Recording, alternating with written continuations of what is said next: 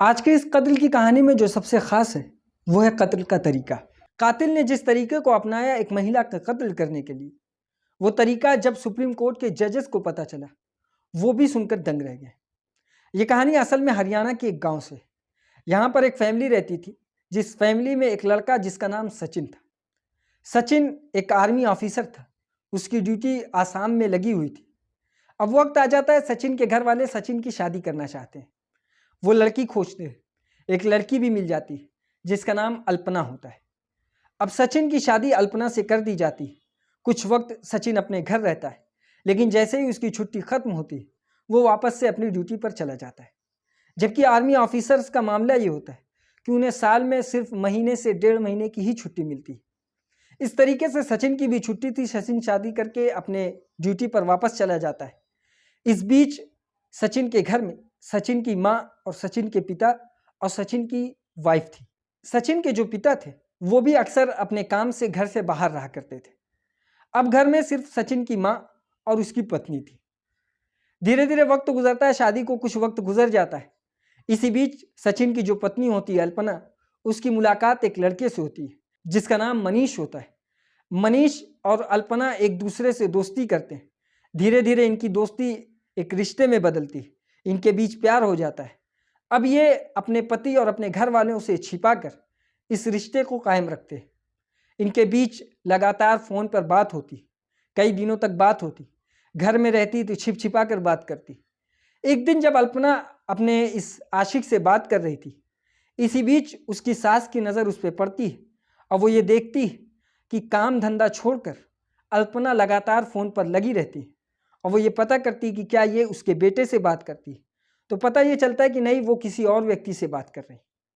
अब इसके बारे में जब उसकी सास अपनी बहू को समझाती है कि ऐसा ना हो कि सचिन की इसके बारे में पता चले, सचिन इस रिश्ते को ख़राब कर बैठे, तो उससे पहले तुम सुधर जाओ। लेकिन अल्पना अपनी सास की बात को नहीं मानती। वक्त गुजरता है, इनके बीच रिश्ता और गहरा होता जाता है। ये मिलना जुलना भी शुरू कर देते हैं। इसी बीच अल्पना जब अपने आशिक मनीष से वीडियो कॉलिंग पे बात कर रही थी, तो दोबारा से उसकी सास की नज़र उस पर पड़ती है और उसके बीच झगड़ा शुरू हो जाता है। दोनों आपस में लड़ते हैं और ये कहते हैं कि ऐसा ना हो कि सचिन को इस बात का पता चले और मामला ख़राब हो जाए। लेकिन फिर भी ये सब होने के बावजूद अल्पना मानने को तैयार नहीं थी। वो उससे मिलना जुलना शुरू कर देती, बातचीत लगातार घंटों घंटों उससे बात करती। अब इसकी माँ इससे काफ़ी घबराई हुई थी और वो ये सोच रही थी कि सचिन अगर आएगा तो वो इसके बारे में उसे ज़रूर बताएगी। वक्त गुजरता है, इसी बीच सचिन की छुट्टी अलाउ हो जाती है। सचिन को छुट्टी मिल जाती है। अब अल्पना को ये पता चलता है कि सचिन लगभग कुछ दिनों में घर वापस आ जाएगा और उसे डर पैदा हो जाता है। डर ये होता है कि कहीं ऐसा ना हो कि उसकी सास उसके बारे में सचिन को बता दे और फिर हमारा रिश्ता ख़राब हो जाए। अब वो ये सब होने के बाद एक प्लान करती है। ये बात अपने आशिक मनीष से बताती है कि ऐसा करना होगा कि हमें अपनी सास को रास्ते से हटाना होगा, क्योंकि अगर वो बता देगी तो हमारा मामला ख़राब हो जाएगा। अब ये सब सुनने के बाद मनीष और ये दोनों उसके कत्ल की प्लानिंग करने लगते हैं। लेकिन इनके बीच एक बात ये थी कि ये उस तरीके से मारना चाहते थे कि ये कोई कत्ल नहीं बल्कि एक हादसा लगे।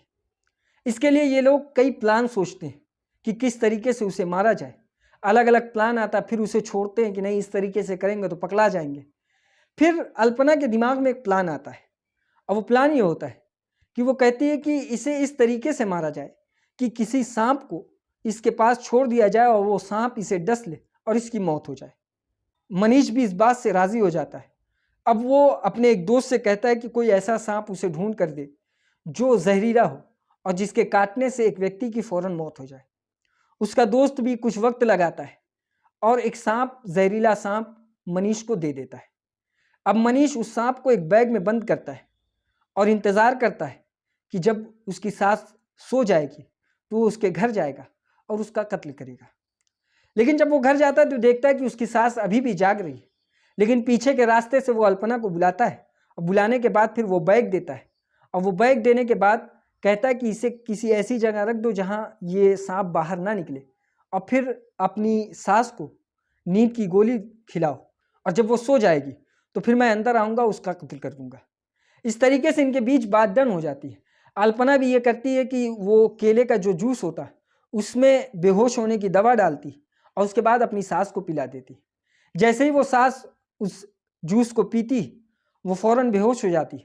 अब उसके बाद मनीष घर में आता है और घर में आने के बाद अब इनके दिमाग में यह था कि अब इस सांप को किस तरीके से रखा जाए कि वो उसी को डसे।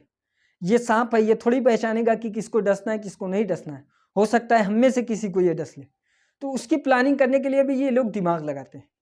अब वो ये करते हैं कि पहले तकिए से उसकी सास के मुंह और नाक को ढाकते हैं और उसके बाद फिर दबाते हैं और उससे उसकी मौत हो जाती है। अब मौत होने के बाद फिर जहाँ पर वो सोती है उसी बीच उस सांप को छोड़ते हैं और कमरे को बंद कर देते हैं।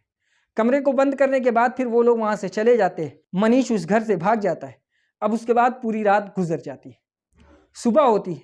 सुबह अल्पना की चीख सुनकर पड़ोसी आते हैं और जब पड़ोसी उस घर में आते हैं तो देखते हैं कि उसकी सास की मौत हो चुकी थी और अल्पना ये शोर करती है कि उसने इस कमरे में एक सांप देखा है। गांव वाले सपेरे को बुलाते हैं। सपेरा आता है। सपेरा एक सांप भी निकालता है। अब गांव वालों की नज़र में ये था कि एक सांप की काटने से इस महिला की मौत हो चुकी है। उसका अंतिम संस्कार होता है, लेकिन अंतिम संस्कार होने से पहले उसका पोस्टमार्टम होता है। जबकि पोस्टमार्टम की रिपोर्ट में भी ये आ जाता है कि इस महिला का पहले गला घोटा गया है, उसके बाद फिर इसे सांप से डसवाया गया है। लेकिन पुलिस वालों को ये लगता था कि पूरे गांव में ये शोर है कि सांप से इस महिला की मौत हुई है और इस वजह से वो उस फाइल को खोलकर चेक भी नहीं करते कि ये एक मर्डर है। फाइल कई दिनों तक पड़ी रहती है। हफ्ता भर गुजर जाता है, फिर धीरे धीरे महीना गुजरता है। लगभग इस तरीके से 7 महीना गुजर जाता है। अब उसके बाद 7 महीना गुजर जाता है। जो सचिन के पिता थे वो भी अक्सर घर रहने लगे थे। इस बीच उनकी भी नज़र अपनी बहू अल्पना पे पड़ती है और वो ये देखते हैं कि ये लगातार किसी से फ़ोन से छिपकर बात किया करती है। उन्हें भी शक होता है। वो अपने बेटे से इस बात को डिस्कस करते हैं। उसके बाद ये शक भी जाहिर करते हैं कि उनकी पत्नी का कोई हादसाती मौत नहीं हुई है उनकी पत्नी की, बल्कि ये एक हत्या मुझे लग रहा है। इस बात को जब वो अपने बेटे सचिन से शेयर करते हैं उसे भी शक होता है। वो थाने जाता है और उस पोस्टमार्टम की रिपोर्ट को तलब करता है, मांगता है कि मैं देखना चाहता हूं कि मेरी माँ का मौत का जो कारण है वो क्या है। पुलिस वाले जब उस पोस्टमार्टम की रिपोर्ट को उसे देते हैं और वो पढ़ता है तो पढ़ते ही वो चौंक जाता है। पुलिस वालों को चिल्लाने लगता है, वो डांटता है और वो कहता है कि इसमें मौत की वजह लिखी हुई है कि यहाँ गला घोटने से इसकी मौत हुई है, लेकिन इसके साथ ये भी था कि सांप के जहर को भी पाया गया है। तो आप लोगों ने जांच क्यों नहीं किया? पुलिस वाले भी अपनी गलती को स्वीकारते हैं। अब उसके बाद फिर पुलिस वाले इसकी तफ्तीश करते हैं, क्योंकि जिस वक्त इस महिला की हत्या हुई थी उस वक्त उस घर में अल्पना ही थी। अल्पना के बारे में आस पड़ोस वालों से पूछताछ की जाती है। फिर यह पता चलता है कि इसका एक आशिक है मनीष, उसे उठाया जाता है, उससे पूछताछ की जाती है। शुरुआत में वो इस बात से डिनाई करता है, वो कोई भी इस तरीके की जिम्मेदारी को अपने ऊपर नहीं लेता है। फिर जब पुलिस वाले सख्ती से पूछताछ करते हैं तो वो सारे राज को उगलता है। वो बताता है कि हाँ, हम लोगों ने ही इसकी हत्या की और इसमें अल्पना भी शामिल है। फिर अल्पना को और मनीष को गिरफ्तार किया जाता है, उन्हें जेल भेजा जाता है। लोअर कोर्ट में इसका फैसला होता है और अदालत ने जब इसका फैसला सुनाया तो ये कहा कि ये जो कत्ल का तरीका है ये सबसे यूनिक है, यानी अभी तक किसी को इस तरीके से कत्ल नहीं किया गया, क्योंकि ये एक नया तरीका, इसको बढ़ावा नहीं दिया जाएगा, इसलिए उसे जमानत नहीं दी जाती है। अब उसके बाद ये लोग हाई कोर्ट में जाते हैं, क्योंकि इस वक्त 3 लोग गिरफ्तार हुए थे। एक वो दोस्त जो सांप ला कर दिया था, बाकी ये दोनों तीनों फिर हाई कोर्ट में जाते हैं। हाई कोर्ट भी यही फैसला सुनाता है। उसके बाद फिर ये केस जाता है सुप्रीम कोर्ट में। सुप्रीम कोर्ट के 3 जजेस की बेंच बैठती और इस केस की फैसले की सुनवाई करती। उसमें भी जज ने यही कहा, क्योंकि ये तरीका एक यूनिक तरीका है, एक कत्ल का नया तरीका, इसे बढ़ावा देने की कोई ज़रूरत नहीं, इसलिए इन्हें बेल नहीं दी जा सकती। ये थी आज की कहानी। इसी तरीके की और कहानी सुनने के लिए हमारी इस वीडियो को लाइक करें, हमारे चैनल को सब्सक्राइब करें, बेल आइकन को जरूर दबाएं।